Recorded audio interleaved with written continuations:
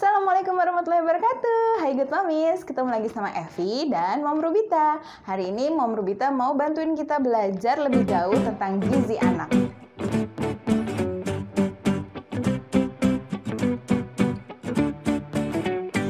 Mami Rubita, gimana kabarnya? Alhamdulillah, sehat Mom. Asik. Ngomong-ngomong selamat ya karena sudah menyelesaikan studi S2-nya. Keren banget ya Good Momies.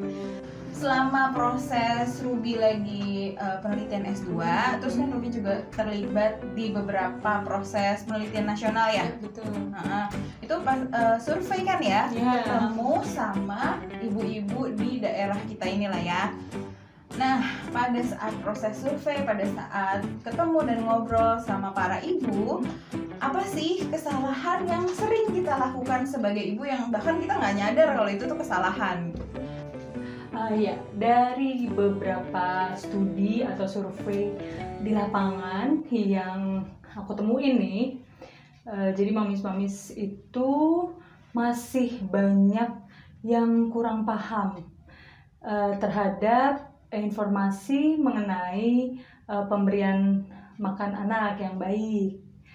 Jadi itu sehingga terjadi kesalahan-kesalahan yang polanya kurang lebih sama, baik satu daerah dengan satu daerah lainnya. Misal, jadi anak-anak itu sering diberikan jajanan yang bersumber bahan utamanya itu hanya tepung-tepungan, dan itu sudah dianggap bahwa anak tersebut diberi makan oleh ibunya. Nah, tanpa menambahkan dengan sumber zat gizi lainnya. Kalau misalnya terlalu sering jajan kayak gitu, memang efek jangka panjangnya apa sih? Iya, karena kan kita tahu bahwa jajanan-jajanan yang dikonsumsi, maksudnya aku sebutin aja nih, misalnya kan sekarang banyak ya jajanan hanya yang bersumber hanya tepung-tepungan itu seperti C itu loh, cilok, cimol, Corengan. ya dan lain sebagainya. Mungkin mamis-mamis juga tahu. Nah, itu kan tidak ada tambahan zat gizi lainnya karena hanya ada sumber karbohidrat berupa tepung itu, sehingga anak itu menjadi kekurangan zat gizi lainnya seperti misalnya protein, yang kita tahu protein itu sangat penting untuk pertumbuhan anak, untuk pertumbuhan balita terutama. Oh, karena protein sendiri di tubuh kita itu merupakan zat pembangun ya?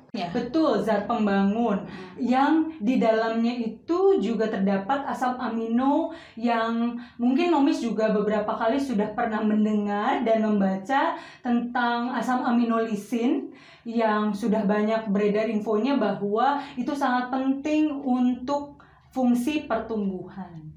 Itu Moms. Jadi artinya kalau anak itu kekurangan protein, dia jadi tidak bisa tumbuh optimal tuh maksudnya dia jadi lebih pendek atau jadi lebih kurus gitu dibanding teman-temannya ya? Ya, betul banget. Jadi kalau memang dia tidak mengkonsumsi protein dalam jangka waktu tertentu, nah si anak ini bisa terlambat mengejar laju pertumbuhannya. Protein aja kah yang bisa kurang? Selain protein itu, nah karena memang jajanan-jajanan tersebut yang dimakan, sehingga zat gizi lain pun juga tidak dikonsumsi.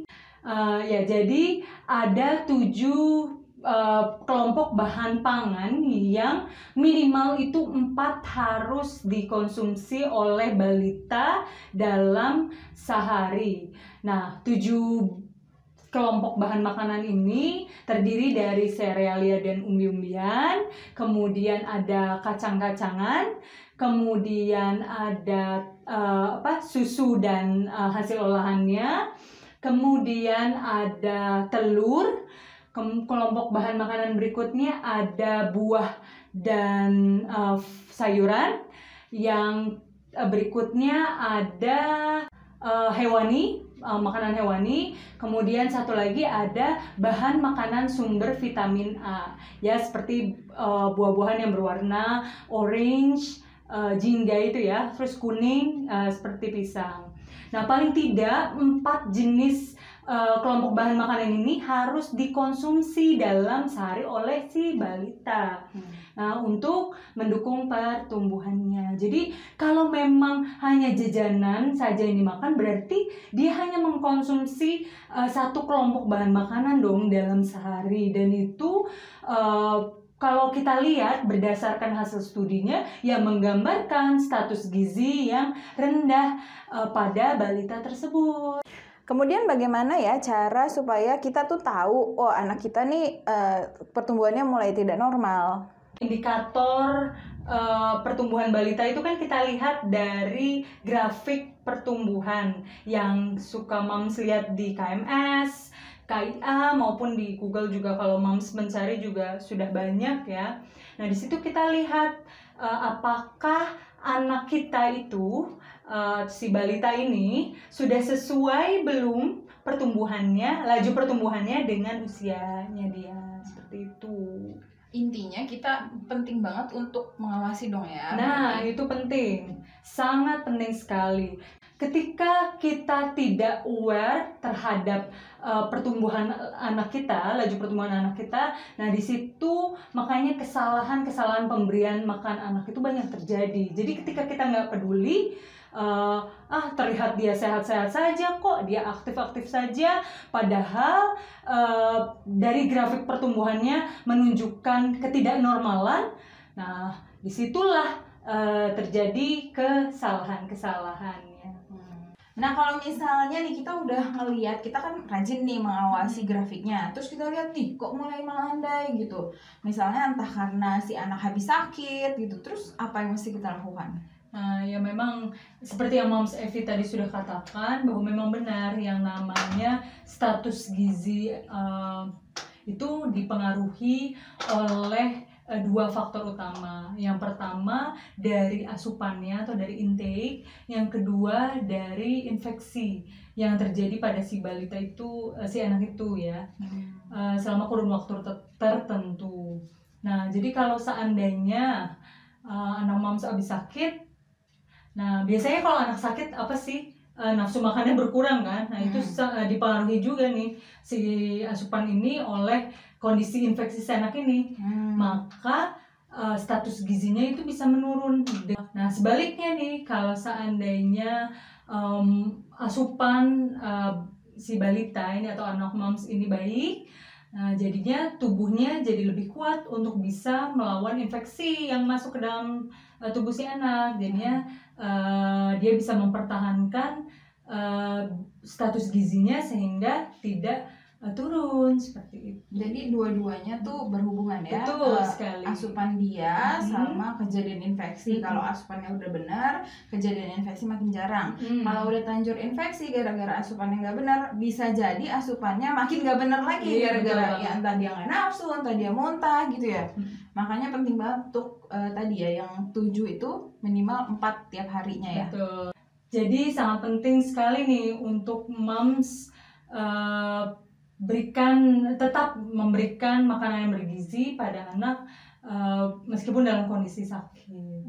Ya. Okay. Tapi kalau misalnya udah terlanjur nih, terus kita lihat anak kita kayak kurusan, terus kita prihatin. Nah, ada nggak sih tips supaya kita bisa ngejar berat badannya naik lagi gitu? Oke, ya jangan sampai turun sangat drastis ya, karena kalau sudah seperti itu, moms harus langsung membawa ke rumah sakit atau dokter praktek seperti itu ya. Nah, tapi kalau seandainya baru selesai demam gitu kan, biasanya turun 1-2 kilo. Nah, aku punya beberapa tips nih yang bisa moms lakukan.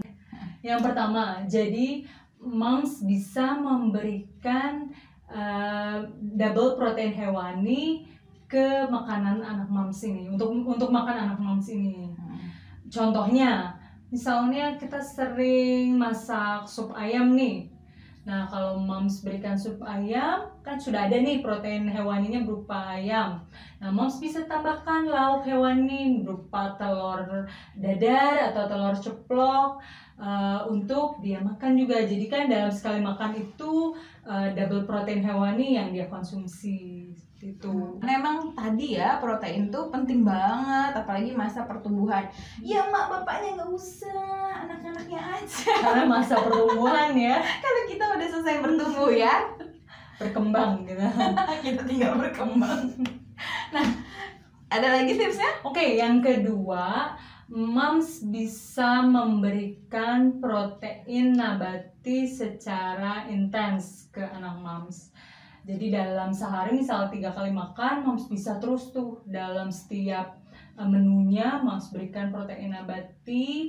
Contohnya seperti tahu, olahan tahu, misalnya moms masak semur tahu, kemudian tempe, kacang-kacangan. Itu moms juga bisa berikan seperti itu. Misalnya sup ayamnya tadi terus dimasukin kacang merah. Betul, gitu ya. bisa seperti itu moms. Supaya mungkin sampai sini mungkin pada bingung gitu Mami Ruby. Kayak berarti anak saya harus makan banyak banget dong, double protein nabati gitu. Kayaknya bukan itu ya tujuannya, bukan supaya anaknya makan super banyak, tapi jenisnya jadi lebih beragam. Betul. Supaya zat gizinya gitu lebih lengkap gitu ya yang diasup sama si anak ya. Karena kan tadi udah dibilang ya bahwa keberagaman itu mempengaruhi status gizi si anak. Ya betul. Terus yang ketiga nih moms. Yang ketiga moms bisa memberikan lemak tambahan.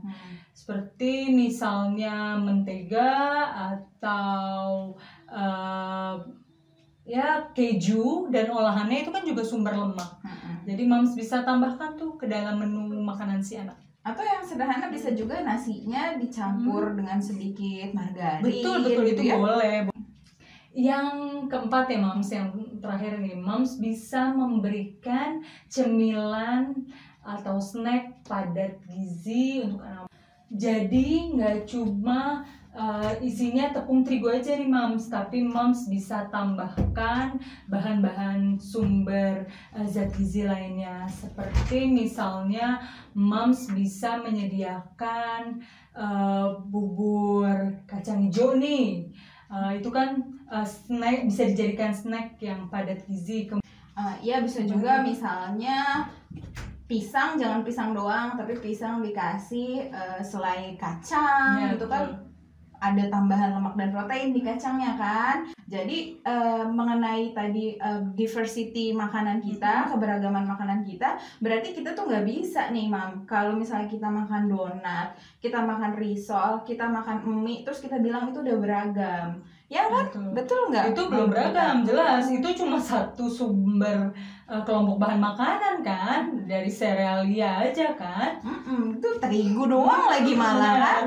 Jadi itu nggak beragam Good Momis, jangan mentang-mentang bentuknya beda Good Momis mikir anak Good Momis makannya udah beragam gitu ya. Ayo siapa yang masih mikir yang penting beda bentuk itu udah beda bahan makanan, ayo. Gitu ya. Aduh, berarti tipsnya juga bisa tuh kita terapkan sehari-hari. Terima kasih banyak buat Mami Rubita yang sudah datang ke channel ini dan bantuin kita belajar lebih jauh tentang gizi. Ya, sama-sama ya Mam. Semoga bermanfaat ya. Amin. Apa yang sudah di-share. Jadi amal jariah ya. Amin. Semoga bisa bermanfaat buat kita semua. Amin ya Allah. Ya, Saya juga udah buat beberapa video. Kita juga pernah buat video bareng ya udah lama sebelumnya. banget ya Mam. Dulu banget. Dan itu Good Momis bisa cek. Kita ngomongin tentang ilmu gizi dasar banget ya, kayak karbohidrat itu apa. Itu ada videonya.